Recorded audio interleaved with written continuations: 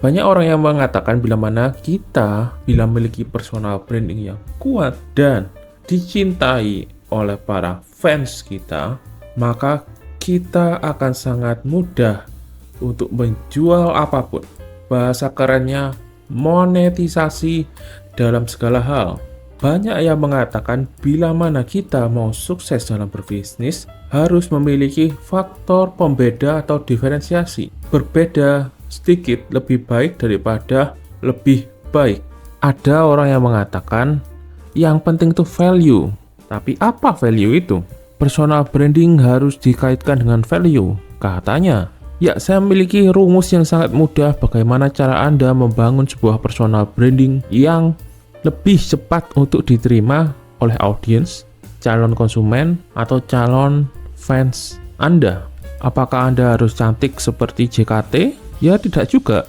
Atau GGBBB, ganteng-ganteng bau bandot, bau kayak kambing? Ya tidak juga. Nah, tanpa basa basi, kebanyakan cincong. Inilah rumusnya, yaitu Anda harus memiliki dua hal positif yang ada pada diri Anda, plus satu hal negatif yang pada diri Anda juga. Namun, dua hal positif ini adalah dua hal yang dianggap penting atau menjadi impian dan tujuan audiens atau calon konsumen Anda.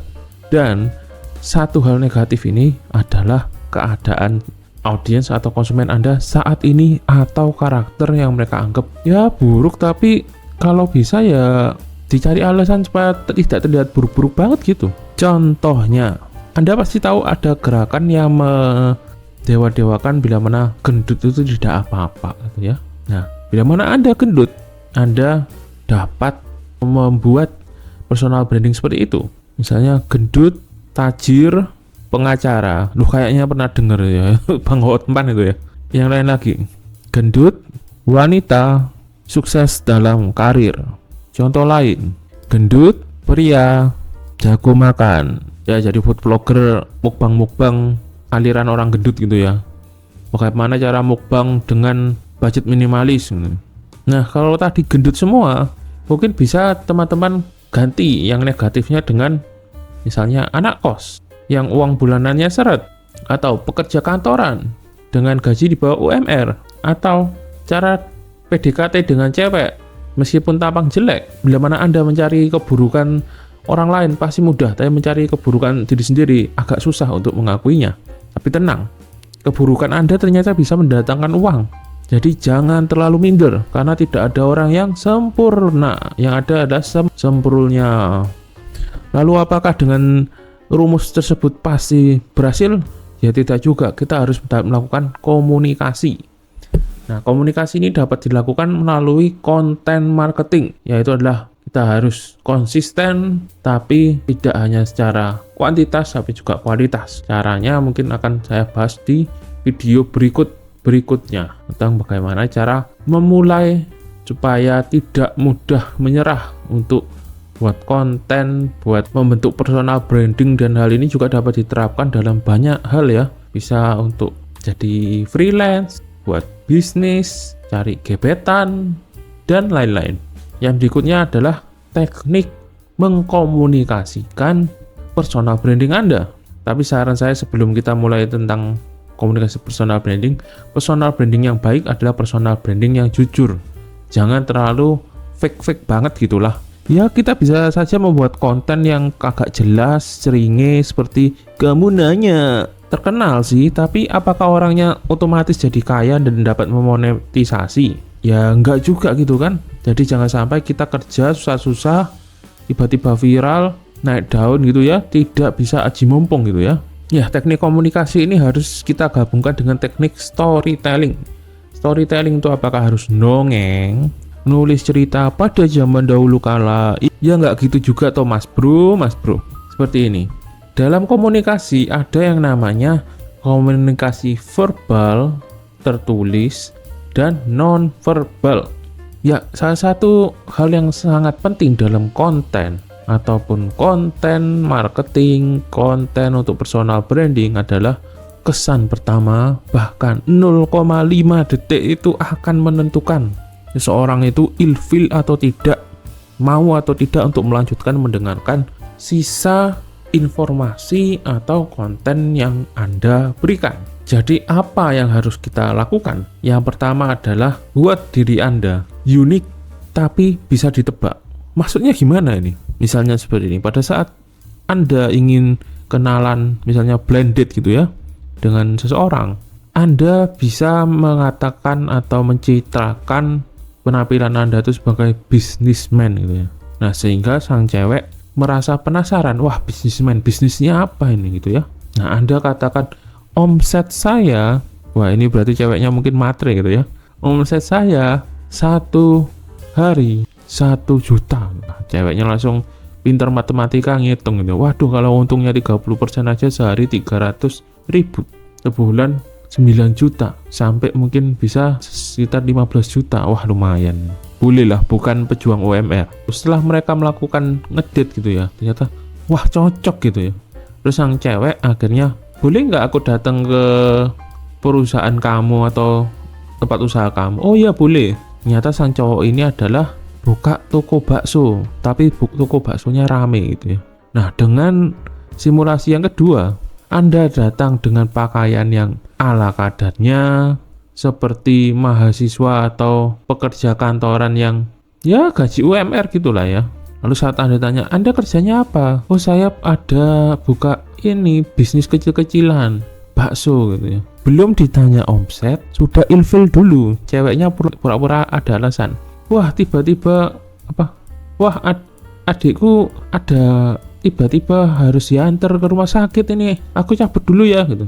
Nah, dari cerita yang saya sebutkan di sebelumnya ini, kita dapat mengetahui bila mana kesan pertama, meskipun sama-sama tukang bakso, penolakannya bisa jauh lebih besar persentase dan kecepatan penolakannya bila mana menggunakan cara yang kedua. Cara yang pertama akan meningkatkan Anda bisa diterima lebih besar gitu ya. Maka itu pada seperti konten, apa yang pertama kali dilihat adalah thumbnail. Apa hal yang ingin ditampilkan pertama kali atau muncul di benak audiens Anda pada saat melihat thumbnail Anda. Apalagi untuk channel kecil yang viewsnya kecil, subscribernya kecil gitu ya, dia akan melihat pada 0,5 atau setengah detik pertama niat atau enggak gitu ya. Dari thumbnail dia sudah memiliki penilaian secara tidak sadar, di bawah sadar, dimana channel Anda atau video Anda itu bakal worth it atau tidak. Yang kedua, thumbnail Anda itu jelas atau enggak gitu ya. Bisa saja desainnya itu sebenarnya idenya cemerlang banget, tapi eksekusinya itu aduh ruwet, kebanyakan kata-kata, kagak jelas intinya apa gitu ya. Thumbnail itu harus bisa dimengerti dalam waktu 2-3 detik. Bahkan seperti yang tadi saya katakan, setengah detik itu orang itu mau baca thumbnail Anda atau tidak itu ditentukan dari kesan pertamanya gitu ya. Jadi warnanya itu harus terlihat elegan. Kalau Anda adalah misalnya food vlogger yang tentang jalan-jalan gitu ya, dia tampilkan gambar pemandangan yang menarik, yang mengapa kok ini unik banget gitu loh. Nah, itu tampilkan di thumbnail Anda. Kalau orang sudah lihat thumbnail, dia baru lihat informasi yang lain seperti judul, terus baru views, subscriber misalnya. Oh, ini orang baru toh. Misalnya teman bisa tampilkan, misalnya kalau ada kelebihan kayak yang kita tahu ya, ada YouTube yang dia tinggalnya misalnya di Jepang, di Cina, di Korea, kan bisa saja tulisan nggak percuma liburan ke sini waktu, nggak percuma jalan-jalan ke daerah X gitu ya, waktu liburan kuliah di Korea gitu ya. Nah, orang kan secara klik langsung, oh ini mahasiswa Indonesia yang belajar di Korea gitu ya, dan mungkin bahasnya tentang wisata gitu ya. Ya, untuk konten storytelling kita akan bahas di konten berikutnya secara lebih mendetail gitu ya. Tahap ketiga gitu ya. Diferensiasi yang tadi saya katakan ada 2, yang positif, 1 negatif yang sesuai dengan karakter atau keadaan konsumen audiens saat ini. Dan yang ketiga ini adalah ciri khas yang tidak ada hubungannya pasti dengan audiens, yaitu adalah apa yang unik atau kelebihan Anda, atau bahkan mungkin kekurangan juga bisa.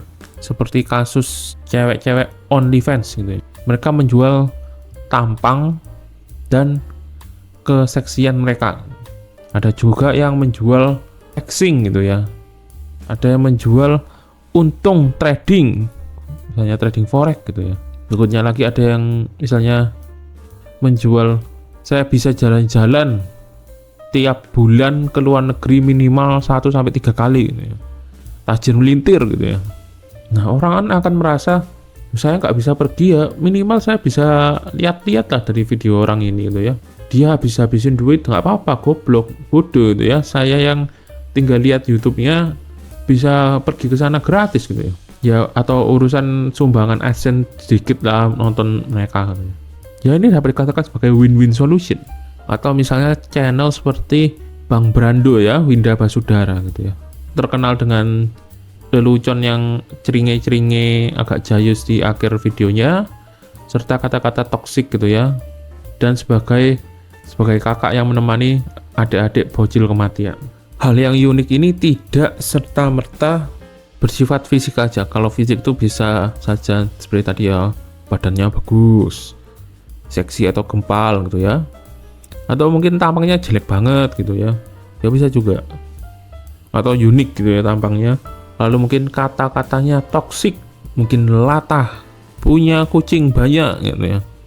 Atau bisa menggunakan slogan, tagline, atau pencapaian sudah dicapai.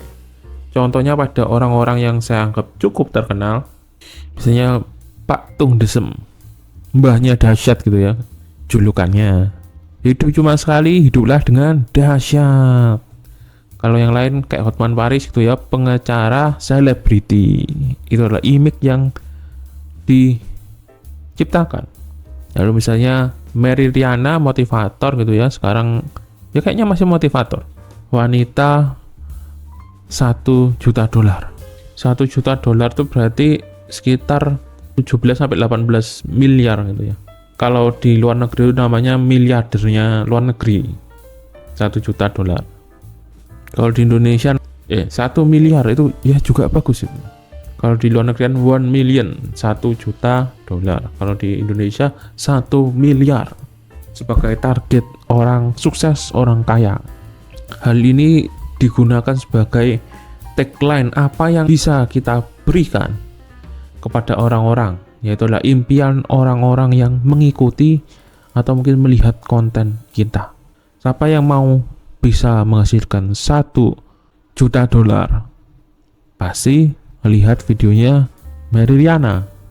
Siapa yang ingin lebih sukses dan hidupnya lebih dahsyat tiap hari pasti ngefans sama Pak Tung Desem gitu ya, dan sebagainya. Ya, sekian video sharing kali ini. Bila mana teman suka dengan format video seperti ini, format baru dari channel Algoritma Kehidupan, yaitu adalah belajar sambil santai aja, silakan di subscribe untuk mensupport channel ini agar semakin berkembang dan dapat dinikmati oleh lebih banyak audiens. Sampai jumpa di video selanjutnya. Bye bye.